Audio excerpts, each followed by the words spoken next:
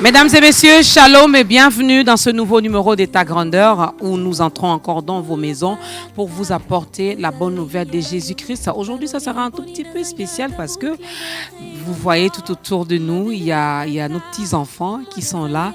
Ils ne sont pas venus parler de leur grandeur, mais parler de la grandeur des dieux. Alors, ils vont chanter pour la gloire de ces dieux et nous allons bien manger avec nos invités, les hommes des dieux, qui sont également présents sur ce plateau de État Grandeur. Alors, soyez vraiment attentifs par rapport à tout ce qui sera dit aujourd'hui parce que c'est un numéro spécial avec des invités spéciaux. Alors, prends bien que chacun de nous puisse prendre ça à part dans tout ce qui se fera en ces lieux. À toutes et à tous, bienvenue dans ce nouveau numéro. Qui sont nos invités? Découvrons-les ensemble. La Fondation Badile Lubanda a pour but de contribuer de manière significative à la lutte contre le désœuvrement de la jeunesse dans les sociétés africaines à difficulté par une action à triple niveau, physique, matériel et intellectuel. La Fondation Badile Lubanda concentre ses efforts en faveur de la jeunesse du Congo par le biais de l'éducation, du sport, de la culture et de l'art. Elle a pour objectif de renforcer l'accès au sport, aux loisirs encadrés et aux échanges culturels, promouvoir une éducation et une formation universelle sans discrimination, offrir à la jeunesse un soutien social et développer des projets intégrés annexes. Recevons ensemble nos invités, le pasteur Trésor Fambouami du centre missionnaire Philadelphie Gombe. Mais il n'est pas seul, il y a également le frère Christian Bondo qui est là également. Mettez-vous, hommes de Dieu, je vous en prie. Ce sont nos invités et avec eux aujourd'hui, nous allons bien manger. Alors moi, j'ai aimé le thème. Ce sont des cas vraiment rares, c'est très rare. Et depuis qu'État Grandeur a commencé, ça va faire 6 ans depuis qu'État Grandeur existe, on n'a jamais parlé finalement de ces sujets, de ces thèmes. Alors c'est vraiment une première dans ce nouveau numéro. Nous allons découvrir les choses. Alors nous allons également apprendre des choses et j'ose croire qu'à la fin, finalement, chaque chrétien arrivera à prendre une bonne décision. Mais on te donnera également l'occasion, toi qui n'as pas encore donné ta vie à Christ, voilà une occasion qui se présente devant toi aujourd'hui dans ce programme. Nous allons te permettre également d'entrer dans la grande famille des enfants des dieux. Mais nous n'en sommes pas encore là. Shalom, pasteur Trésor. Shalom, bienvenue. maman Dorcas. Merci beaucoup. Mais ça fait longtemps? Oui, ça fait longtemps. Pourquoi c'est temps mort? Vous n'aimez plus ta grandeur ou quoi? Pas du tout. Il faut dire qu'il y a pas mal de responsabilités à l'Église. Il y a des enseignements à donner ici et là. Donc, ça ne nous a pas permis de revenir, mais l'essentiel, c'est qu'on est là. L'essentiel est que vous êtes là et nous bénissons l'Éternel pour Amen. ça. Le frère Christian, également Bondo, c'est une première pour lui dans ta grandeur? Oui, c'est une première pour nous. Nous sommes très honorés et nous espérons que ce ne sera pas la dernière fois non plus. Je l'espère aussi. Est-ce qu'on peut acclamer les seigneurs pour nos invités? Alors, il y a un thème, mais je vais annoncer ce thème. Ça sera juste après ce cantique. La manne cachée, c'est Jésus. La manne cachée. La manne cachée, c'est Jésus. La manne cachée. L'agneau de Dieu, c'est Jésus. L'agneau de Dieu. L'agneau de Dieu, c'est Jésus. L'agneau de Dieu. Le roi de rois, c'est Jésus. Le roi de rois. Le roi de rois, c'est Jésus, le roi de rois. Le pain de vie, c'est Jésus, le pain de vie. Le pain de vie, c'est Jésus, le pain de vie. Chantons Alléluia, Alléluia, oh Alléluia, Amen, Alléluia, Alléluia, Alléluia, Amen. Chantons Alléluia, Alléluia, oh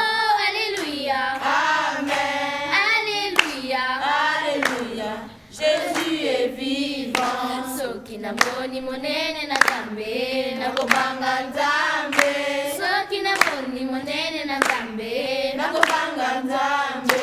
So kinaboni monene na Nzambe nakobanga Nzambe soki namoni monene na Nzambe nakobanga Nzambe biso tosanzola Alleluia oh tosanzola Amen tosanzola Alleluia Alleluia Amen biso tosanzola Alleluia oh tosanzola Amen tosanzola Alleluia Jésus est vivant.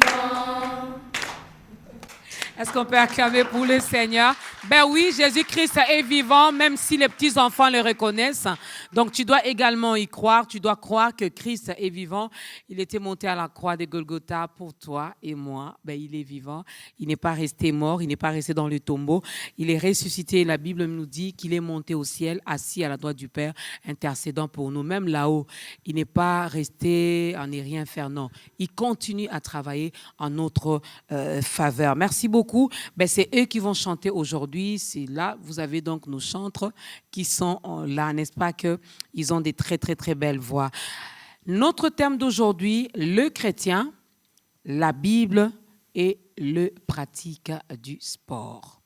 On a du mal. Des fois, il y a certaines choses que nous refusons de loin parce qu'on a entendu parler, parce qu'ils ont dit, parce qu'ils ont fait, parce que. Mais aujourd'hui, les hommes de Dieu sont là pour nous apporter beaucoup plus d'éclaircissement. Pasteur Trésor, Oui, je vais commencer par vous. Le chrétien, la Bible et le pratique du sport. D'abord, pourquoi ce thème? Merci, Maman Dorcas, pour la question. Je vais donner quelques raisons qui justifient ce thème. La première, c'est que c'est l'Écriture, la Bible elle-même, qui nous parle du sport. C'est Dieu lui-même qui nous dit que le sport, ou si vous voulez, l'exercice corporel, est utile. Dans 1 Corinthiens chapitre 4, la fourchette allant du verset 8 jusqu'au verset 10, je vais lire le verset 8, l'apôtre Paul dit « Car l'exercice corporel est utile à peu de choses, tandis que la piété est utile à tout, ayant la promesse de la vie présente et de celle à venir. » Le sport est défini comme un ensemble d'activités physiques qu'on peut faire soit individuellement, soit collectivement. Et très souvent, ça peut tendre aussi à des jeux. Mais je retiens activité physique, je retiens exercice physique. Dans ce texte, il est vrai que l'apôtre Paul, lorsqu'il balance la piété et l'exercice corporel, c'est vrai qu'il dit que la piété est utile à tout. Okay. Parce qu'en tant que chrétiens, nous sommes appelés à l'exercice de la piété. Mais ce texte n'a jamais dit que l'exercice corporel n'était pas utile. L'apôtre Paul n'a jamais dit que l'exercice corporel, c'est quelque chose à négliger. Il est vrai que la priorité est notre santé spirituelle. Okay. L'exercice spirituel, la piété. Mais il dit, si la piété est utile à tout, l'exercice corporel est aussi utile, même si c'est à peu de choses, c'est utile. Donc moi, je retiens que la Bible me dit que le sport est utile. Même si c'est à peu de choses, je me réfère à ce que la Bible dit. Et par ailleurs, ça c'est une autre raison. Dans 3 Jean chapitre 2, l'apôtre Jean dit à Gaius, « Je souhaite que tu prospères à tous égards et que tu sois en bonne santé, qu'on prospère l'état de ton âme. » Donc vous êtes d'accord avec moi que si nous voulons servir Dieu de manière épanouie, nous devons prendre soin de notre esprit, de notre âme et de notre corps. La santé n'est pas que spirituelle, bien que la santé spirituelle est fondamentale. Il n'y a pas de débat là-dessus, mais il est important de s'occuper de son corps. Il est important d'exercer son corps parce que c'est aussi utile. C'est un peu comme Jésus dans Matthieu, il dit « L'homme ne vivra pas seulement de pain, mais de toute parole qui sort de la bouche de l'Éternel. » Beaucoup de gens ont négligé le pain. Jésus n'a jamais dit qu'il faut négliger le pain.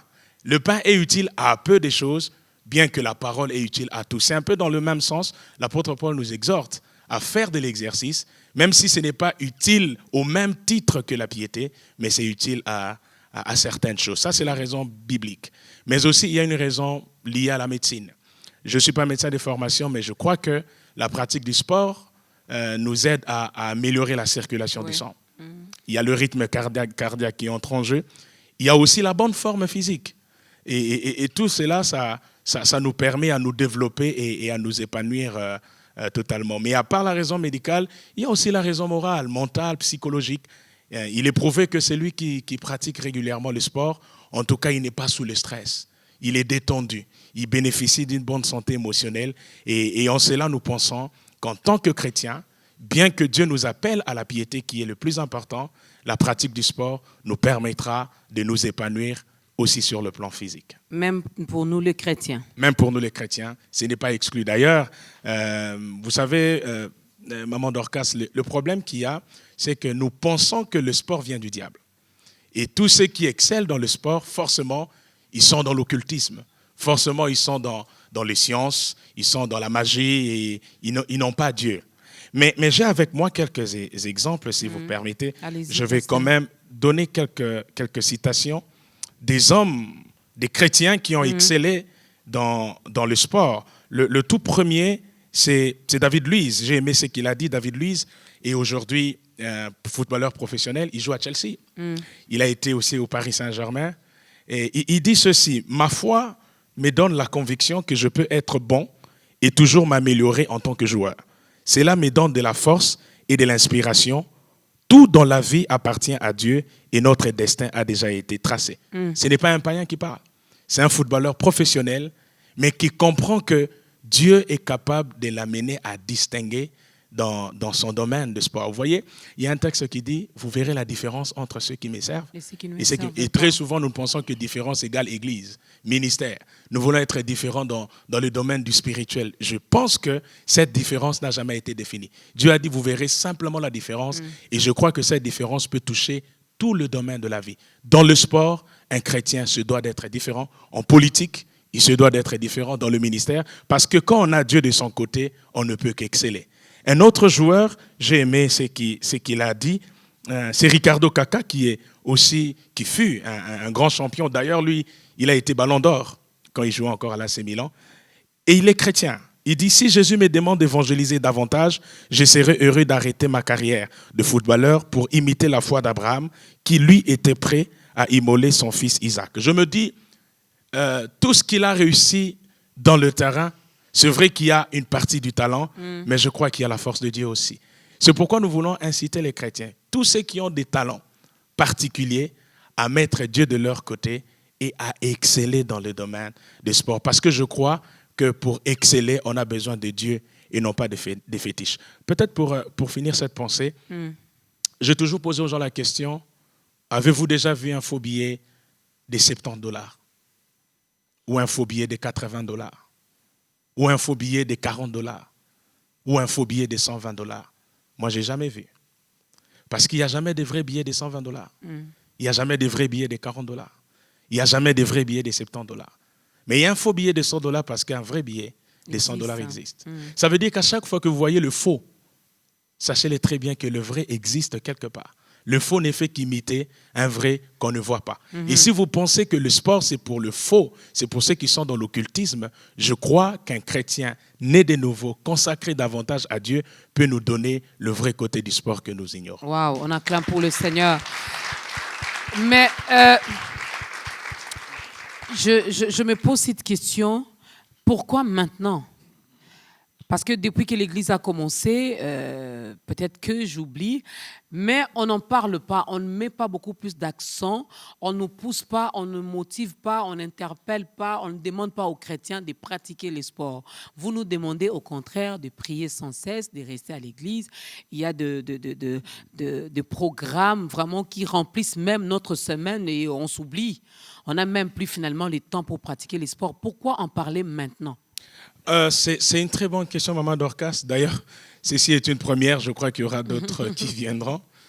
Je pense que l'ignorance, c'est la plus grande stratégie que l'ennemi utilise pour nous empêcher de jouir des bénédictions de Dieu. Okay. Il y a un terme que j'aime énormément, c'est l'évangile holistique. Un évangile qui touche tout l'homme, qui touche l'âme, le corps et l'esprit. Et je crois que très souvent, depuis plusieurs années, on a ignoré les bienfaits de l'évangile au niveau du corps. On n'a présenté que l'évangile dans l'aspect esprit, aussi dans l'aspect âme, parce que voilà, comme vous savez, chaque jour nous allons à l'église pour nous édifier. Mais il y a aussi l'aspect corps, parce que notre corps sera sauvé.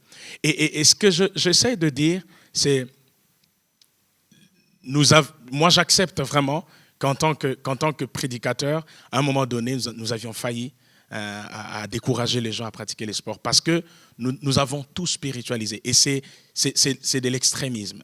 Nous sommes allés d'un côté, tout est esprit et on a voulu épanouir l'homme spirituel, que l'homme aille au ciel. Mais maman Dorcas, avant que l'homme n'aille au ciel, il est sur la terre avec des talents, avec des dons, avec des capacités. Vous êtes d'accord avec moi que dans Matthieu 25, on nous parle de 3 hommes à qui le maître a donné des talents. À l'un, on a donné 5, à un autre, on a donné 2, au troisième 3, un seul talent. Et le maître est revenu pour demander des comptes. Et vous allez vous rendre compte que le jugement que chacun a eu à écoper, c'était en rapport avec l'utilisation, la gestion de ses talents. Moi, je crois au retour de Jésus-Christ et j'y travaille tous les jours. Je travaille ma foi pour ne pas rater l'enlèvement. Parce que je sais que c'est un rendez-vous, c'est les rendez-vous des rendez-vous. Mais entre-temps, sur la terre, Dieu m'a placé avec des dons. Dieu m'a donné des talents.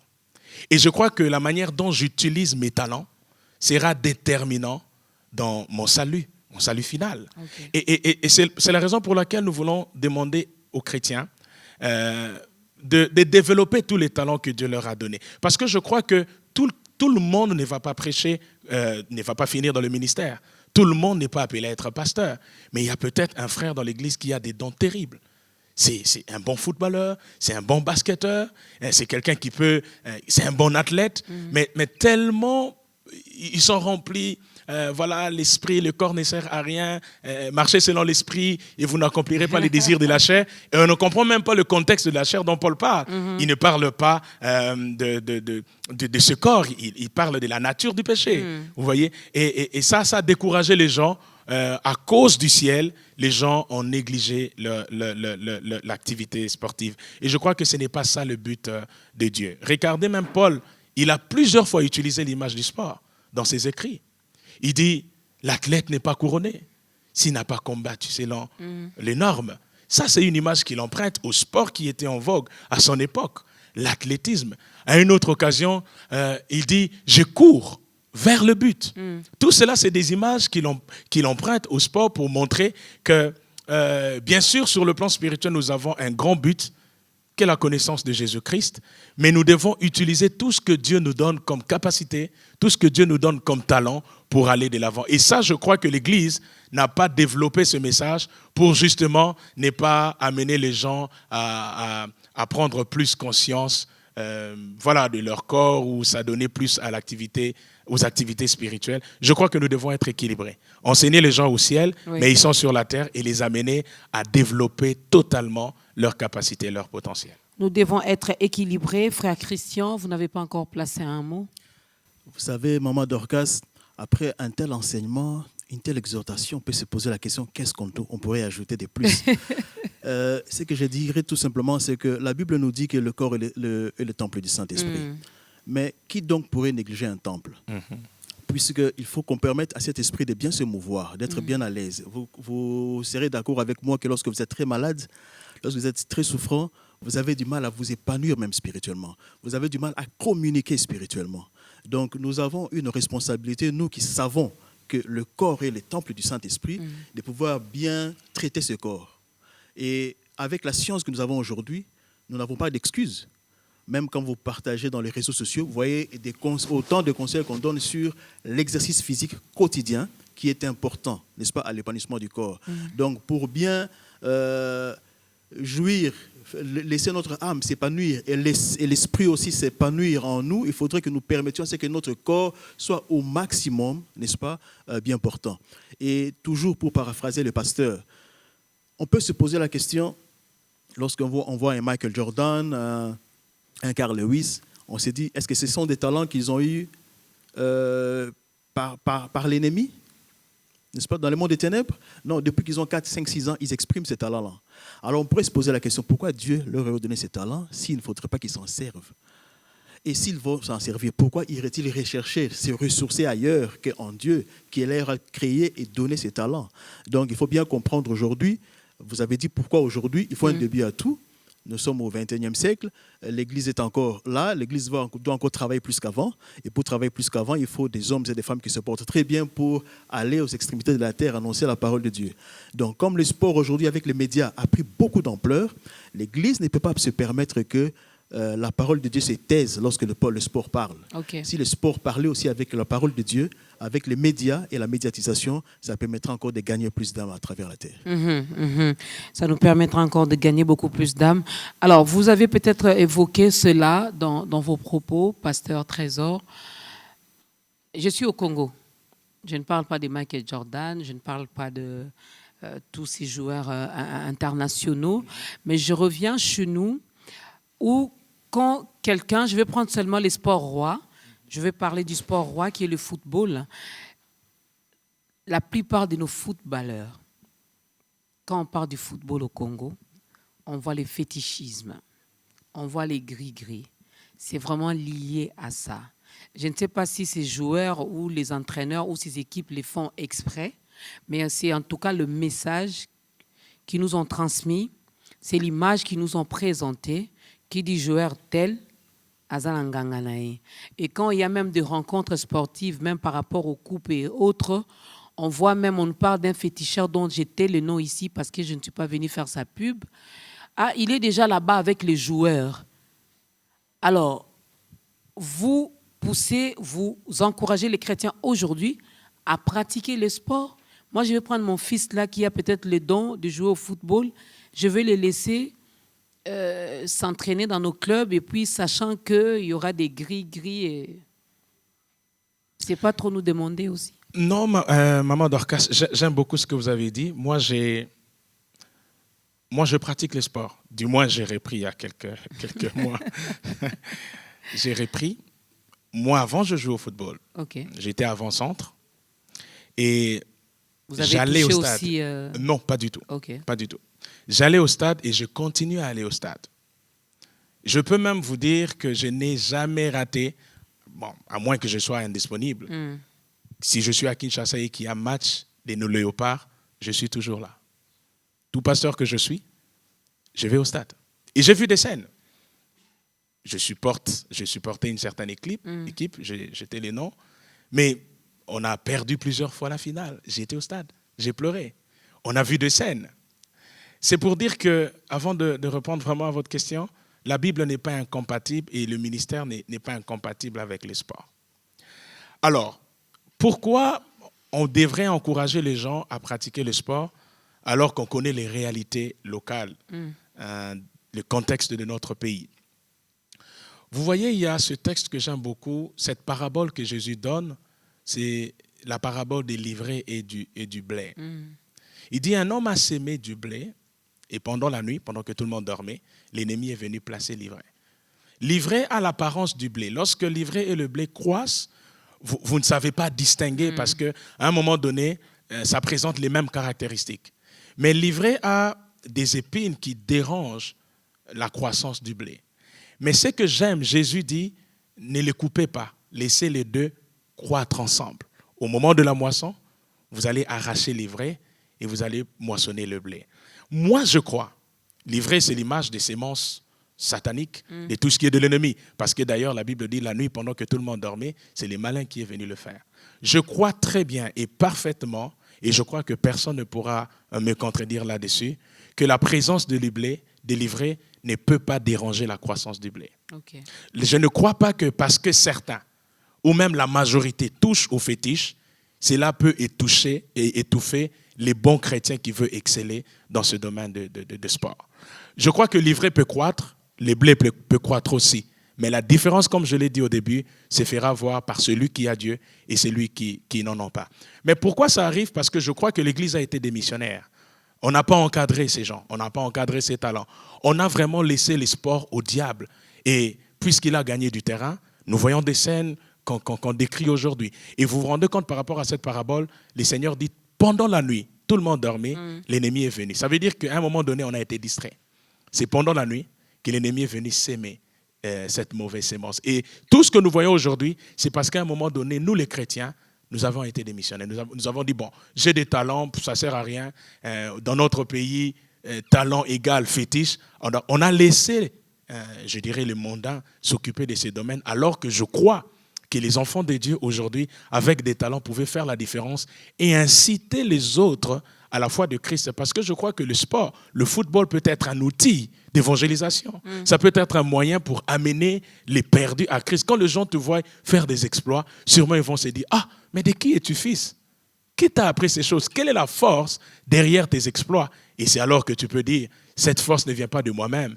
Avec Dieu, je fais des exploits. » Comme ce fut le cas avec David. Je crois qu'il n'y a aucun danger s'il y a encadrement. Nous devons encadrer, susciter une nouvelle génération. Je sais que les débuts, ça sera difficile, mais nous devons commencer un mouvement, inciter les gens à prendre conscience de leurs capacités et les encadrer avec la parole de Dieu. Je crois que malgré le contexte actuel, nous pouvons faire la différence et susciter une nouvelle génération. J'aimerais bien que vous puissiez expliciter un tout petit peu. Un footballeur peut évangéliser. Le football, c'est avec les pieds. Hein? Oui. Alors, comment je vais évangéliser pendant que je joue au foot? C'est simple. Aujourd'hui, tout le monde parle de Lionel Messi. Tout le monde. Même si vous ne voulez pas. Lionel Messi vous fait subir sa saison. Quand il y a proclamation du Ballon d'Or, quand vous ouvrez la télé, c'est tout le monde qui en parle. Vous allez sur Facebook, c'est tout le monde qui parle de Messi. Mais si Messi pouvait parler pour dire quelle est la force derrière sa réussite. Vous pensez que tous les amateurs ne voudront pas l'imiter pour savoir quelle est la force derrière Messi. Tout le monde a vu les exploits que faisait Samson, mais les gens voulaient savoir d'où lui venait la force. Et c'est ce qu'on doit faire. Quand on voit aujourd'hui un chrétien arriver à ce niveau, vous imaginez aujourd'hui nous avons un ballon d'or, mais chrétien. Tout le monde voudra savoir, mais qu'est-ce qu'il a amené là? Parce que nous connaissons le milieu. Nous savons que c'est pollué. Il va vous dire, je suis le blé, je suis de la race de Dieu, et malgré tout ce que vous voyez, quelqu'un m'a aidé à arriver. Parce que je crois que le talent ne suffit même pas. Pour ça aussi, il faut que ça soit vrai. Hein? Ah oui. Parce que je peux sortir, le dire tout haut. D'ailleurs, on le voit avec même nos artistes musiciens qui citent les noms de Dieu, qui disent que c'est Dieu. Oui. Mais on sait, le soubassement, on sait qu'en dehors de ça, il y a... Vous avez raison, Maman Dorcas. C'est pourquoi je parle d'un encadrement. Je parle d'une vraie vie de foi. Je parle de faire des vrais enfants de Dieu. Le football, le basket ou toute autre activité sportive ne seront que des canaux, des véhicules, des outils pour atteindre le non-atteint. Parce que vous êtes d'accord avec moi aujourd'hui, le contexte est différent. On peut évangéliser autrement. Moi, je le fais déjà. J'ai rassemblé mes vieux amis. Nous avions créé une équipe, une structure, le FCL Bondeko. Nous jouons chaque dimanche, après-midi. Je n'évangélise pas. Mais au jour d'aujourd'hui, certains viennent à l'église. Okay. Pourquoi? Parce qu'au-delà du sport, nous essayons de communiquer des valeurs de Dieu. Et c'est ce que nous voulons faire. Nous servir du sport et de tout autre talent que Dieu nous donne pour communiquer les valeurs de Dieu, pour communiquer le royaume de Dieu, pour communiquer le message de Christ. Donc aujourd'hui, on ne peut pas toujours prendre la Bible et ouvrir et commencer à parler aux gens. C'est déjà un blocage. Parce que le païen, quand il te voit avec la Bible, il est un peu sceptique. Mais lorsque tu entres dans son milieu, tu vas dans le même élément que lui, sans partager sa vie, et tu essaies de lui montrer que c'est possible d'exceller avec Dieu, et surtout s'il est un amoureux du sport. Moi, je crois que c'est des moyens efficaces aujourd'hui pour attirer les gens à Dieu. Moi, je considère le football simplement comme un outil d'évangélisation, dans la mesure où, avec nos exploits, avec nos talents, nous pouvons communiquer le message de Christ. Et c'est pareil pour les autres disciplines aussi, la boxe, le basket, pareil, c'est de l'exercice, c'est du sport. Vous avez parlé du football simplement comme le sport roi, parce qu'aujourd'hui, vous savez, le football réunit tout le monde. Mais toute autre activité sportive, pour moi, peut être un moyen, un canal pour amener Dieu vers les hommes. Marquons une petite pause pour écouter la deuxième chanson. Si vous croyez que je crois et qu'ensemble nous prions, nous verrons descendre l'Esprit et l'Afrique sera sauvée. Et l'Afrique sera sauvée. Et oui, l'Afrique sera sauvée. Et oui, le Saint-Esprit descendra. Et l'Afrique sera sauvée. Et le Congo sera sauvé. Congo sera sauvé. Et oui, le Saint-Esprit descendra. Et le Congo sera sauvé. Et le monde sera sauvé. Et oui, le monde sera sauvé. Et oui, le Saint-Esprit descendra. Et le monde sera sauvé. Si vous croyez que je crois, et qu'ensemble nous prions, nous verrons descendre l'Esprit. Et l'Afrique sera sauvée. Et l'Afrique sera sauvée. Oui, l'Afrique sera sauvée. Oui, le Saint-Esprit descendra. Et l'Afrique sera sauvée. Et le Congo sera sauvé. Oui, le Congo sera sauvé. Oui, le Saint-Esprit descendra. Et le Congo sera sauvé. Et le monde sera sauvé. Oui, le monde sera sauvé. Oui, le Saint-Esprit descendra. Et le monde sera sauvé.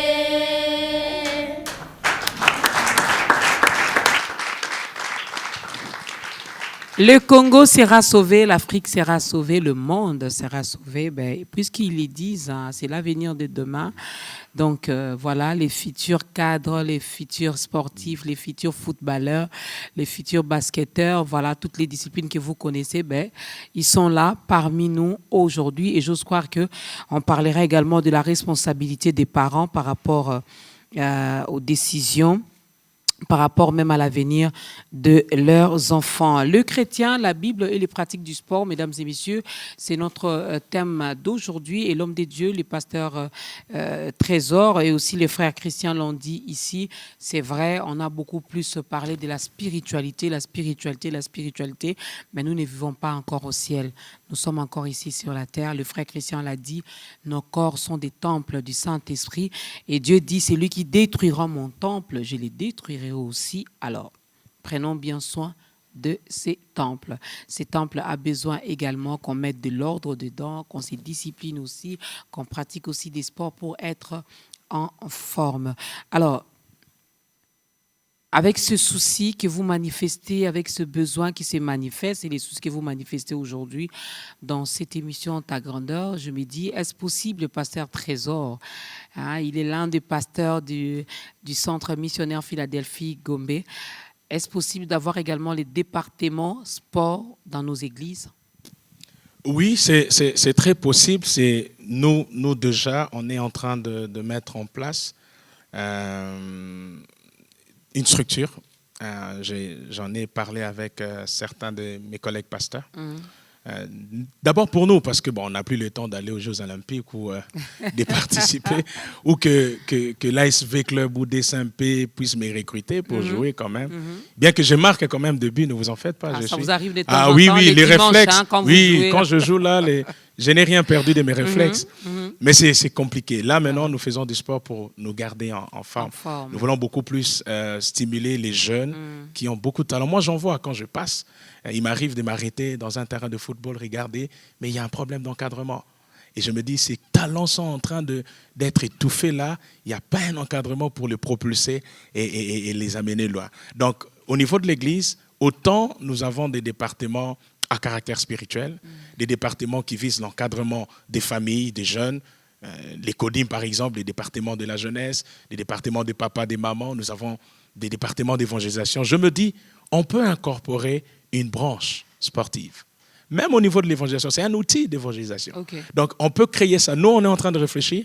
Déjà, avec les collègues pasteurs, on va voir comment mettre en place une structure, ne fût-ce que pour nous occuper, à garder la forme. Mais on s'est dit, si au niveau de l'Église, on a des structures comme ça, qui s'occupent totalement du sport, ça permettra en même temps à ceux qui n'ont plus l'âge de garder la forme, mais de repérer aussi des talents, des potentiels qui existent et de voir comment les encadrer pour le propulser. Pour un petit témoignage, à l'époque, j'étais responsable de la jeunesse. nous organisions des journées récréatives et des journées sportives. Et c'était des journées open, ouvertes à tout le monde. On organisait des activités comme le foot, le basket, la natation, l'athlétisme, tout ça. Et beaucoup de païens affluaient.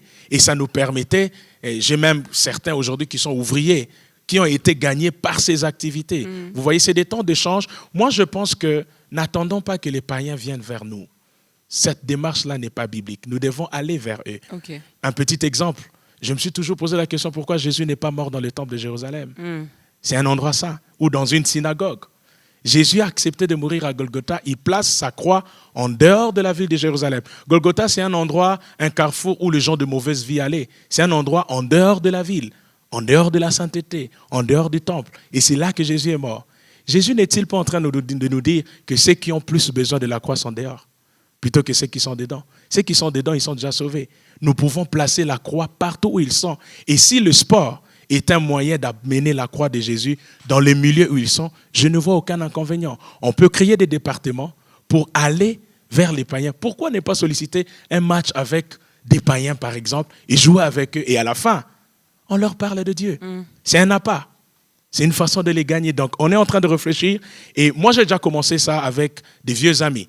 Aujourd'hui, certains sont serviteurs de Dieu dans d'autres églises. D'autres ne le sont pas encore. Mais nous qui sommes chrétiens, on s'est dit, pourquoi ne pas créer une structure qui nous mette tous ensemble? Et ça sera un bon moyen de les atteindre. Et on a commencé à avoir des résultats. Au jour d'aujourd'hui, je vous parle, au moins 4 viennent à l'église. Et quand on se voit les dimanches, on joue. Et après, on a même créé un groupe WhatsApp où on se partage des messages. Quand il y a quelque chose qui ne va pas, on recadre. Et moi, j'en profite pour glisser des versets bibliques. Et je vois des effets. Donc, je me dis, ne soyons pas bornés. Allons vers les païens avec des outils et des méthodes pour les gagner. Donc, le département des sports est très important. Et je crois que l'Église devra s'ouvrir pour intégrer cette nouvelle donne aussi dans l'évolution de tous les jours. Ben, je l'espère aussi. Et si ta grandeur peut demander également un match de football amical avec les centres missionnaires Philadelphie. Il n'y a pas de problème. Comme ça, Maman Dorcas va jouer contre le pasteur Trésor. Ben, je promets déjà que je marquerai autant des buts. Donc, voilà, on va s'organiser par rapport à ça. Alors, frère Christian, c'est à quel âge pratiquement qu'on peut déjà commencer à pratiquer les sports? Déjà, moi-même, je ne suis pas spécialiste en matière de sport, mais déjà, le fait de coordonner la Fondation Badil m'a donné beaucoup d'informations là-dessus. Déjà, à l'âge de 5-6 ans, on initie déjà les enfants. Parce que c'est déjà à cet âge-là, déjà, les talents commencent à s'exprimer. N'est-ce pas? Et c'est pour cela que la Fondation est ouverte déjà aux enfants. Déjà, dès 6-7 ans, les enfants peuvent déjà commencer à être encadrés, n'est-ce pas, dans différentes matières, dans différentes disciplines sportives. Puisque à cet âge-là, les enfants ont beaucoup d'énergie à exprimer. Vous voyez? Donc, il y a des experts, n'est-ce pas, qui sont mis à contribution pour pouvoir permettre, n'est-ce pas, canaliser toutes ces énergies-là et à pouvoir découvrir et à faire découvrir aux enfants, n'est-ce pas, les talents qu'ils ont. Et tout en parlant ainsi, je vais paraphraser encore le pasteur qui a dit quelque chose de très important sur l'utilisation du sport comme un instrument d'évangélisation. La Fondation, avant d'être structurée juridiquement, lorsqu'elle était encore à ses débuts, a utilisé ces techniques-là, particulièrement aux zones Biza Delvaux, où il y avait beaucoup de jeunes désœuvrés.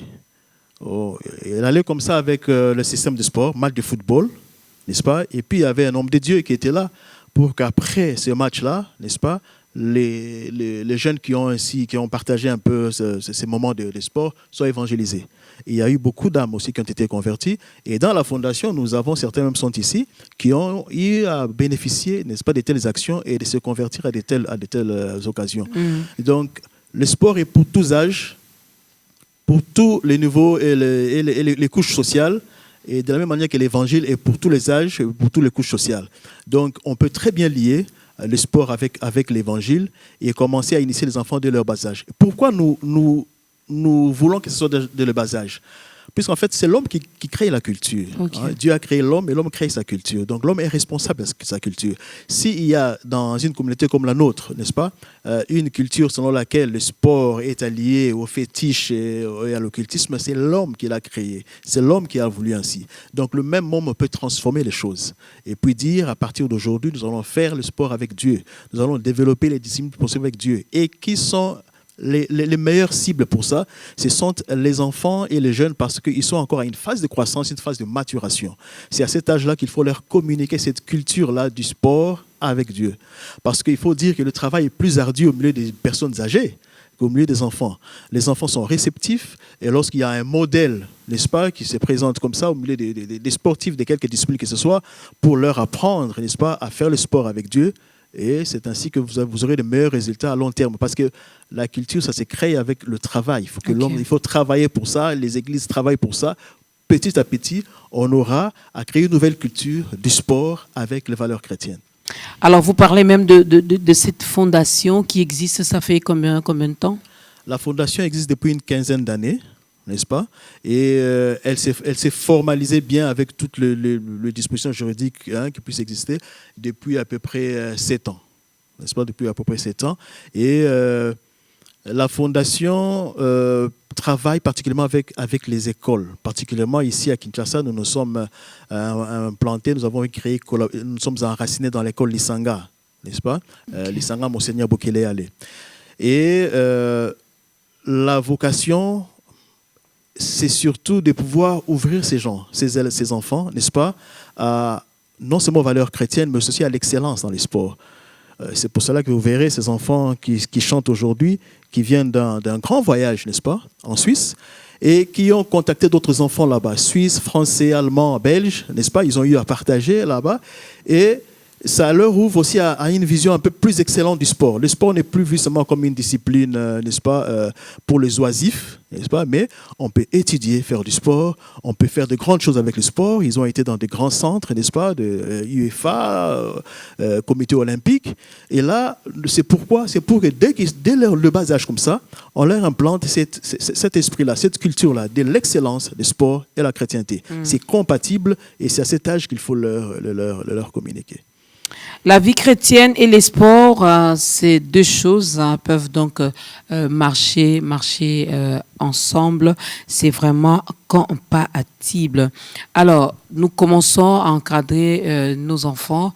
On se réfère des talents qu'on voit. Donc, il y a, comme le frère Christian l'a dit, à un certain âge, 5 ans déjà, on peut constater que papy, lui, vraiment, il aime le football, il joue bien. Dorcas, elle, c'est beaucoup plus... je ne sais pas moi, le basket, l'autre. Mais il y a quand même certains sports qui sont également, par exemple, la boxe. Hein. À un certain niveau, à un certain âge, il y a quand même des répercussions, de retombées, si je peux le dire ainsi. Je me réfère aux grands boxeurs que nous connaissons. Oui, avant que le pasteur... Ça, c'est pas aussi tuer nos enfants un petit peu? Oui, et justement, c'est pour cela aussi que nous, les chrétiens, nous sommes conduits par l'Esprit. Ok. Vous voyez ? Pourquoi? Parce que toutes les normes qui ont été faites dans ces sports, la majorité n'ont pas été faites par des chrétiens. Vous voyez? Ce qui fait que nous n'avons pas le monopole de l'intelligence, mais nous nous confions toujours à l'Esprit pour qu'il nous conduise. Quand nous, les chrétiens, nous allons vraiment nous en mêler, nous aurons aussi l'Esprit de Dieu qui va nous communiquer pour savoir, voici tel sport, il faudrait avoir telle limite, voici dans tel sport, voici comment il faut le conduire pour qu'il n'ait pas des impacts négatifs sur l'homme. Nous ne nous sommes jamais assis pour réfléchir là-dessus. Vous voyez, nous ne voyons que les dégâts, mais les dégâts sont faits parce que à ce jour, il n'y a que nous laissons le sujet 100% entre les mains des païens qui ne recherchent pas à ajouter au-dessus de l'intelligence humaine, n'est-ce pas, l'intelligence divine. Et je pense que si nous venons avec l'intelligence divine, Dieu peut nous orienter pour nous dire, voici pour tel sport, voici ce que je vous conseille. Pour tel sport, voici ce qu'il ne faut pas faire. Mais j'espère qu'il le fera surtout pour la natation. À l'église, je vois, bon, il y a des piscines là, il y a... voilà, on va apprendre à nos mamans, à nos jeunes sœurs, aux jeunes frères, la natation. Mais je ne sais pas, on sera dans quelle tenue. Bon, moi, là, je crois parle que... des chrétiens. Oui, je comprends. Moi, je crois qu'on peut toujours adapter cela par rapport à notre culture et à notre contexte. Parce que si vous allez à l'étranger, par exemple, vous serez choqués. Mais pour eux, c'est normal. pour eux, c'est normal que de voir, on est chrétien, mais on va à la natation avec sa petite tenue. C'est la culture. Et nous, ici, ça va scandaliser. Et avec notre culture, je pense qu'il est important d'adapter les choses par rapport à ce que nous acceptons et à ce que nous n'acceptons pas. Moi, je crois que on peut toujours faire de la natation. On peut toujours faire de la natation en tant que chrétien, mais voir comment adapter cela, contextualiser cela pour que ça ne soit pas choquant pour d'autres personnes. Même tout à l'heure, quand le frère Christian parlait de la boxe et de toutes les autres disciplines, comme le judo, karaté, tous ces sports, ces jeux un peu brutaux qui nécessitent le corps à corps, je me dis qu'il y a des règles. Il y a des règles qui fixent des limites, qui fixent ce qu'on peut et ce qu'on ne peut pas faire. Mais encore là, je me dis, il y a nécessité pour nous chrétiens que nous puissions voir dans quelle mesure on peut adapter cela à notre foi et fixer des règles qui ne seront pas compromettantes. Même par rapport au football, vous savez que le football est un sport de contact. Il y a un moment donné, les gens s'énervent. Tout pasteur que je suis, mais il arrive des moments, en train de jouer, tu fais un mouvement et puis tu cognes quelqu'un. Il peut s'énerver, mais tout de suite, tu t'excuses. Ou tout comme il peut, comme dernièrement, les dimanches, il y a quelques dimanches, on a joué, mais quelqu'un m'a cogné, c'est un défenseur.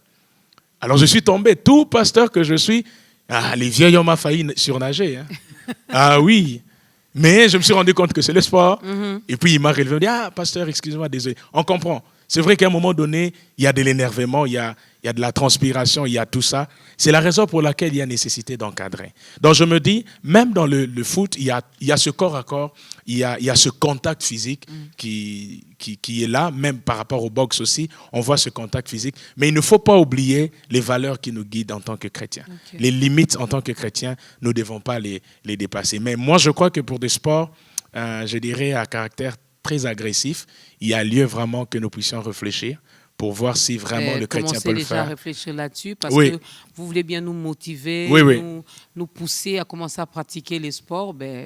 Mettez des choses en place. Hein. Oui, justement, comme nous disons, nous avons commencé avec le foot, le basket, la natation, des sports qui peuvent déjà nous aider sur le plan individuel. Okay. Parce que vous voyez, la boxe, ça c'est vraiment des disciplines, des compétitions. Ça nécessite beaucoup de choses. Mais je me dis, pour se garder en forme, on n'a pas besoin de cogner quelqu'un. Donc on peut faire la natation, la marche. On peut faire, je ne sais plus comment on appelle cela, le saut à la corde. Okay. Tout ça, c'est des choses qu'on peut faire régulièrement sans pour autant avoir besoin d'un corps à corps. Donc c'est dans ce sens-là. Parce que je me dis, d'autres disciplines, c'est peut-être des disciplines de compétition. Ça nécessite vraiment une mise en place assez sérieuse. Mais pour des petites choses qu'on peut faire tous les jours, faire la marche, courir un peu, jouer au foot, ça ne nécessite aucune mise en place. Et sans l'interrompre, oui, frère Christian. Juste, vous avez donné un bon exemple sur la natation. Nous avons eu à penser là-dessus. On dit, si l'Église aujourd'hui commence à s'organiser, n'est-ce pas, à créer des départements sportifs et que ça commence à intéresser beaucoup de chrétiens, vous verrez, il se créera aussi des clubs de natation féminins. Oui. Et il y aura des places comme ça pour les femmes qui ne voudraient pas être mêlées, n'est-ce pas, à des hommes. Pendant que la natation est un sport très complet, il va se créer des piscines comme ça, où on apprend à nager, on nage quotidiennement entre femmes sans être exposé. Il y a beaucoup de choses qui peuvent être créées par des chrétiens. Nous croyons également à ces chrétiens qui est mature. Quand je parle de la maturité, je vois même ces changements dans sa façon de penser, dans sa façon de voir, dans sa façon de réfléchir, dans sa façon d'agir. N'est-ce pas? Si hier, on nous avait dit que c'était satanique, diabolique de pratiquer les sports. Aujourd'hui, les hommes de Dieu nous disent que nous en avons également besoin. Il n'y a pas de kindoki dedans. De toutes les façons, le malin n'a rien créé. Rien du tout. Il n'a rien créé. Donc, on peut également pratiquer les sports tout en étant un enfant de Dieu, un bon chrétien, et aussi un moyen pour nous finalement d'évangéliser. On joue au basket pendant les 15 minutes de pause, on peut quand même glisser 2 ou 3 passages bibliques, pourquoi pas, n'est-ce pas? Ça sera également une occasion pour nous de dépeupler les camps de l'ennemi pour peupler les camps de Dieu. On écoute la 3e chanson avant de parler de la fondation. Hosanna,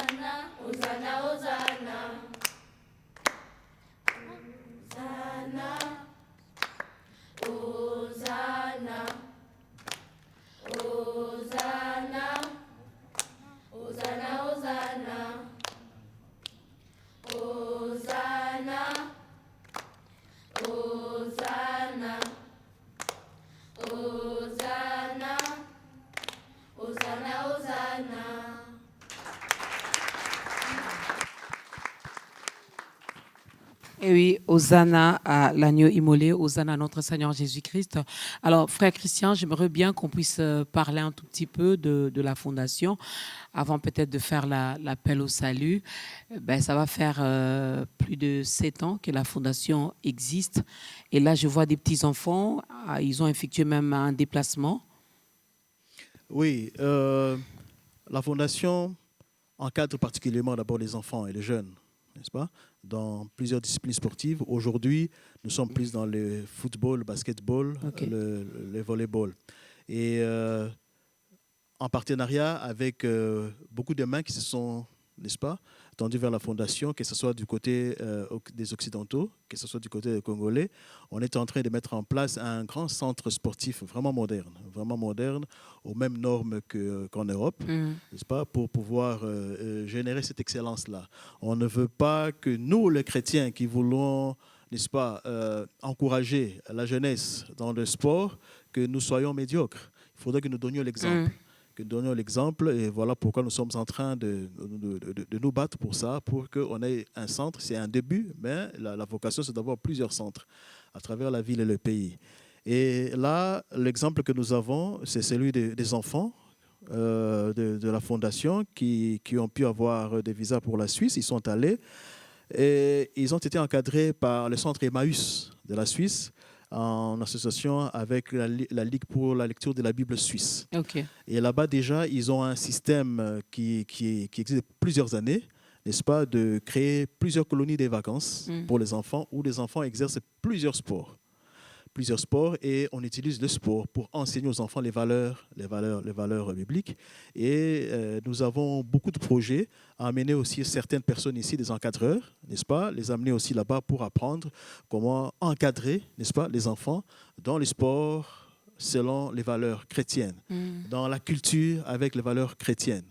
Et au-delà de la Suisse, il y a beaucoup d'autres pays où nous sommes en train de voir les institutions chrétiennes qui encadrent ainsi des enfants et des jeunes dans le sport et la culture pour pouvoir faire des partenariats, des jumelages. Et aussi, pourquoi pas faire venir aussi des enfants de là, ici. Nous voulons créer cette synergie-là, n'est-ce pas, pour essayer de décomplexer un peu la jeunesse ici au Congo et puis l'amener, n'est-ce pas, à intégrer cette pensée de l'excellence dans le sport. Et il y a beaucoup de jeunes qui sont désœuvrés à travers la ville, n'est-ce pas? Et nous sommes en train de mettre en œuvre ainsi des programmes qui peuvent permettre à ce que nous puissions aller vers tous ces jeunes gens qui ont beaucoup de talent. Okay. On oublie souvent que les meilleurs joueurs de l'Amérique latine que nous voyons en Europe viennent souvent des favelas, viennent souvent des lieux assez abandonnés. Et nous, les chrétiens, nous devrons aller en principe vers eux, n'est-ce pas? Et pour pouvoir commencer à repérer des talents, non seulement dans le football, mais aussi dans beaucoup d'autres disciplines. Et c'est ça, en fait, la vocation, n'est-ce pas, de la Fondation Badi Lubamba. Donc, comme je l'ai dit... Et la fondation, c'est Badilou. Badil Lubamba. Badil Lubamba. Oui. Vous avez déjà combien de membres? Combien d'enfants? Oui. Les membres, nous avons 2 catégories de membres. Il y a ceux qui sont des membres effectifs, n'est-ce pas, qui sont là, abonnés, qui sont dans le club, soit de football, soit de basketball, soit de volleyball. Et nous avons aussi tout un tas d'autres enfants que nous invitons souvent, surtout pendant les vacances, à venir aussi s'exercer pour aussi les permettre de se découvrir. Alors, nous avons à peu près 200 d'enfants, n'est-ce pas, qui sont des membres, n'est-ce pas, qui ont des parents qui ont aussi adhéré à la fondation et qui connaissent ces programmes. Et puis, on ne peut pas compter le nombre d'enfants qui ne sont pas membres effectifs. Ils viennent de familles chrétiennes ou La majorité vient de familles chrétiennes parce que nous avons commencé à travailler à partir de l'école Lisanga, ce qui fait que vous voyez que l'école Lisanga, qui est une école conventionnée protestante, a pour la plupart des familles qui sont des familles chrétiennes. Et c'est à partir de là que nous nous sommes épanouis, n'est-ce pas, vers d'autres écoles, d'autres quartiers. Ce qui fait que nous-mêmes évoluons selon des normes chrétiennes, n'est-ce pas? La majorité qui viennent sont des familles chrétiennes. Ce sont les jeunes gens vers lesquels nous partons, pas nécessairement en passant par les parents et autres, qui ne sont pas nécessairement des chrétiens, pour lesquels nous voulons utiliser la plateforme comme voie d'évangélisation de tous ces petits jeunes qu'on voit. Surtout, nous sommes pas loin des camps Kogolo. N'est-ce pas? C'est aussi une occasion de pouvoir les attirer. Et il y a des conditions d'adhésion? Ouais, les conditions sont très simples parce que nous avons nos bureaux qui sont aussi là, hein, dans l'enceinte de l'école d'Isanga. Les inscriptions sont totalement libres, n'est-ce pas? Ce sont les parents après qui s'engagent pour les enfants et les parents souscrivent selon leur bonne volonté. Je peux donner un exemple, n'est-ce pas? Par exemple, il y en a qui donnent 10 000 francs. N'est-ce pas, par mois. Il y en a qui disent non, moi je vais soutenir à 20 000 francs chaque mois, d'autres qui disent moi je vais soutenir à 30 000 francs chaque mois. Mais les inscriptions sont totalement ouvertes, sont libres. Et lorsque les enfants viennent s'inscrire, on essaie d'entrer en contact avec leurs parents, n'est-ce pas, parce que nous travaillons toujours en partenariat avec les parents pour quelques programmes que ce soit. Alors, les bureaux se trouvent, vous avez dit, les sièges, c'est à l'enceinte même de l'école d'Isanga. Voilà. Alors, il y a un numéro de téléphone? Oui. Je n'ai peut-être pas les numéros en tête. Je vais d'abord donner le mien, le coordonnateur. À partir du mien, vous pourrez toujours entrer en contact avec les autres. Les 081 68 58 332, n'est-ce pas? Et puis les 089 67 22 68 9. Voilà. Vous avez le numéro du coordonnateur. Si, chers parents, si vous voulez également que vos enfants adhèrent finalement dans cette fondation, ben, allez-y. C'est bien parce que j'ai aimé lorsque nous avons échangé avec les hommes des dieux. Une fois arrivés en Suisse, non seulement les enfants ont eu le temps d'échanger entre eux, mais les responsables ont eu le temps de leur parler également de Jésus.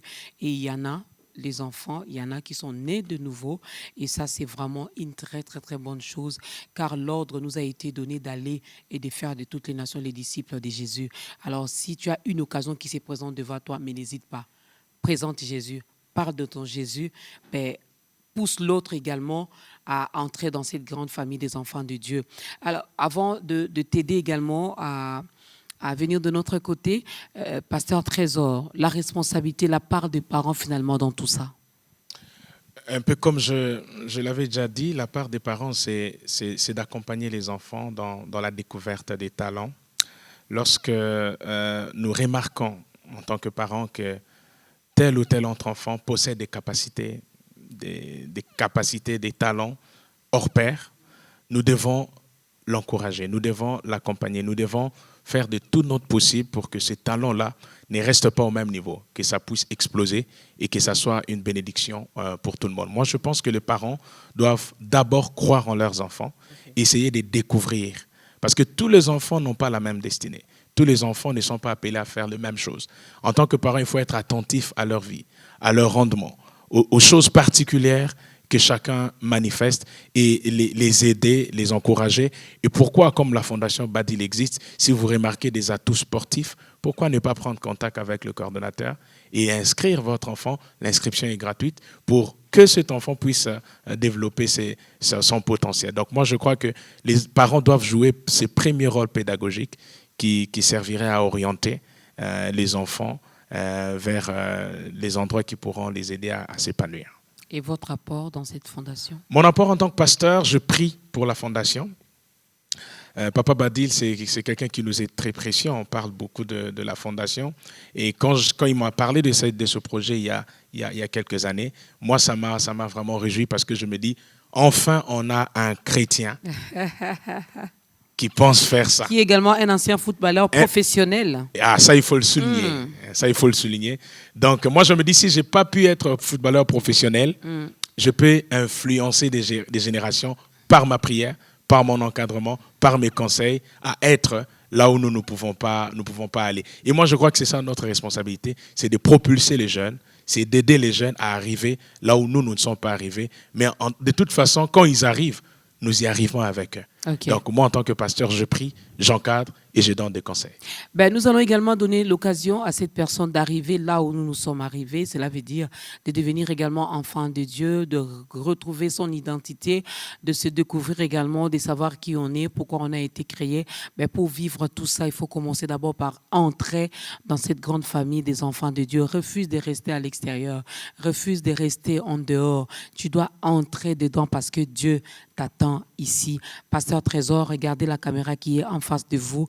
Nous allons faire l'appel au salut, aider cette personne également à donner sa vie à Christ. Gloire à Dieu. Toi qui m'entends, mon frère, ma soeur, là où tu es, j'aimerais simplement te demander, avec tout l'amour que nous ressentons pour toi, de répéter cette prière. Et nous croyons qu'aujourd'hui sera le début d'une nouvelle histoire avec le Seigneur.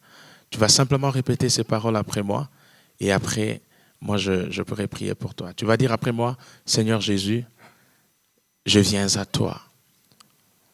Tu as dit dans ta parole, si vous entendez ma voix, n'endurcissez pas vos cœurs. Merci pour l'occasion que tu me donnes de pouvoir t'accepter comme mon seul Seigneur et mon seul Sauveur. Je t'ouvre la porte de mon cœur. Je te reçois dans ma vie. Fais de moi la personne que tu veux et oriente-moi vers où tu veux. Merci d'avoir pardonné mes péchés. Merci pour l'œuvre de la croix. Merci pour la justification par l'œuvre de la croix. Je te donne ma vie. Marche avec moi. Sois mon Dieu. Au nom de Jésus. Je vais prier pour toi. Seigneur, merci pour ce bien-aimé, cette bien-aimée qui en ce jour accepte de te donner sa vie. Seigneur, merci car tu as dit dans ta parole, en toute occasion, en toute circonstance, favorable ou non, prêche l'évangile. Seigneur, nous nous servons de cette occasion pour que ce bien-aimé puisse t'ouvrir la porte de son cœur et t'accepter.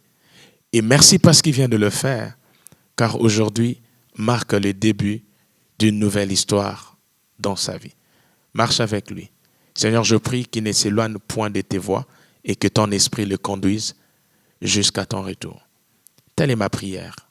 Que l'amour de Dieu le Père, la grâce de notre Seigneur Jésus-Christ et la communion de l'Esprit garde son cœur aujourd'hui et à jamais. Au nom de Jésus. Amen. Que Dieu te bénisse. Ces acclamations, c'était pour te souhaiter bienvenue dans la grande famille des enfants de Dieu. Tu es enfant, tu es papa, tu es maman, tu es tonton, tantine, frère, sœur. Voilà, nous te disons, nous te souhaitons bienvenue dans la grande famille des enfants de Dieu. Mais si tu n'as pas une église d'attache, il y a notre numéro qui est affiché au bas de l'écran. On pourra toutefois vous orienter. Je ne sais pas vous retrouver dans quel coin, dans quel quartier, dans quelle commune. On pourra toutefois vous orienter vers nos différents hommes de Dieu que nous avons eu le privilège de recevoir dans ce programme de ta grandeur, parce que donner sa vie à Christ, c'est bien, l'accepter, c'est bien, mais il faut également demeurer dans sa présence. Il faut bien manger pour bien grandir. Comment faire pour contacter le pasteur Trésor? Le pasteur Trésor est pasteur au Centre missionnaire Philadelphie, mais mes jours officiels de réception sont les jeudis et les vendredis. Donc, le jeudi, je suis là de 9h à 16h et les vendredis, c'est de 13h à 18h. Okay. Et puis, j'ai un numéro de contact. Si quelqu'un a besoin d'une prière, besoin d'un conseil, il peut noter le 089 68 33 781. 089 68 33 781. Nous serons honorés de vous servir. Merci beaucoup. Nous nous sommes honorés également. Nous sommes vraiment, vraiment honorés de vous recevoir dans ce programme de ta grandeur. Je refuse de les conjuguer au passé parce que nous sommes encore avec vous et j'ose croire que, comme le frère Christian l'avait dit, ça ne sera pas une dernière. Mais merci, frère Christian. Un dernier mot? Je vous remercie beaucoup.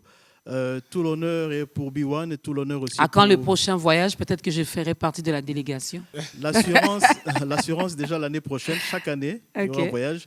L'assurance déjà pour l'année prochaine, au mois de juillet, vous pouvez déjà commencer à faire vos réservations. Passez à Lisanga si vous voulez avoir de plus amples informations. Du lundi au samedi, nous sommes là. On peut donner des informations à qui le veut pour savoir comment intégrer vos enfants, comment aussi participer à des programmes assez spéciaux pour les enfants. Voilà, donc moi je suis intéressée, je crois que je vais envoyer tous mes enfants là finalement. Ça tombe bien, mois de juillet, ça sera déjà les vacances, donc c'est bien. Comme ça, ils pourront aller apprendre certaines choses. Merci à vous, frère Christian. Merci, homme de Dieu, le pasteur Trésor Fambouami.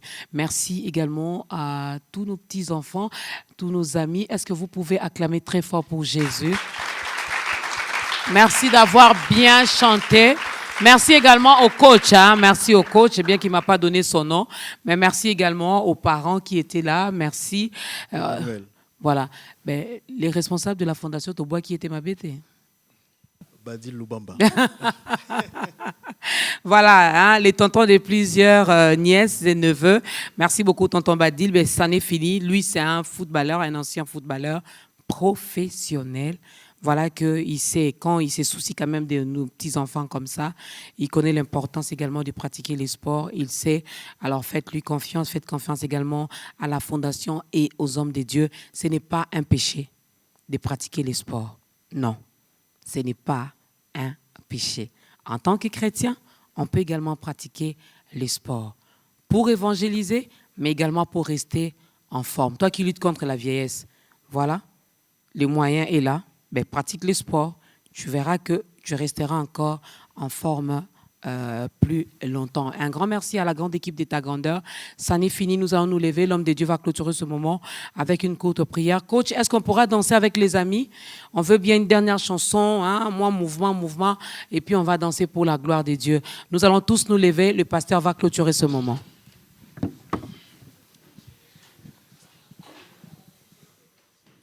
Seigneur notre Dieu, nous voulons te dire merci. Merci de nous avoir éclairés par ta parole. La révélation de ta parole est claire. David a dit, ta parole est une lampe à mes pieds, une lumière sur mon sentier. Nous te bénissons de nous avoir soutenus, de nous avoir éclairés. Désormais, nous prendrons les choses du bon côté. Nous allons nous exercer physiquement. Même si l'exercice physique est utile à peu de choses, il est utile et nous voulons, Seigneur, nous servir de cela pour garder notre forme et aller de l'avant avec toi. Seigneur, je bénis cette émission qui nous a reçus. Je prie pour le prochain numéro. Merci pour ce que cette émission représente pour le corps de Christ. Merci pour l'édification. Merci pour tout le bien qu'elle nous fait. Je bénis tout le présentateur, je bénis toute l'équipe et je prie, Père, que les prochains numéros nous amènent encore à ta grandeur parce que c'est à ça que tu nous as appelés. Bénis chacun de nous, bénis chaque participant et je prie que la paix de Dieu, cette paix qui surpasse toute intelligence, garde nos cœurs aujourd'hui et à jamais. C'est au nom de Jésus-Christ que nous avons prié. Amen. Que Dieu vous bénisse.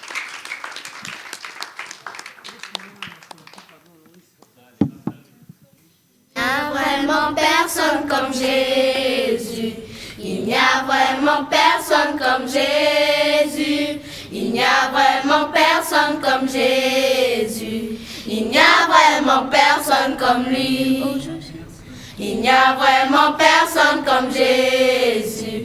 Il n'y a vraiment personne comme Jésus. Il n'y a vraiment personne comme Jésus. Il n'y a vraiment personne comme lui. Je cherchais, personne. Je cherchais, personne. Je cherchais, personne. Il n'y a vraiment personne comme lui. Je tournais, personne. Je tournais, personne. Je tournais, personne. Il n'y a vraiment personne comme lui. Je fuyais, personne. Je fuyais, personne. Je fuyais, personne. Il n'y a vraiment personne comme lui. Je cherchais, personne. Je cherchais, personne. Je cherchais, personne. Il n'y a vraiment personne comme lui. Je tournais, personne. Je tournais, personne. Je tournais, personne. Il n'y a vraiment personne comme lui. Je fuyais, personne. Je fuyais, personne. Je fuyais, personne. Il n'y a vraiment personne comme lui. Il n'y a vraiment personne comme Jésus. Il n'y a vraiment personne comme Jésus. Il n'y a vraiment personne comme Jésus. Il n'y a vraiment personne comme lui.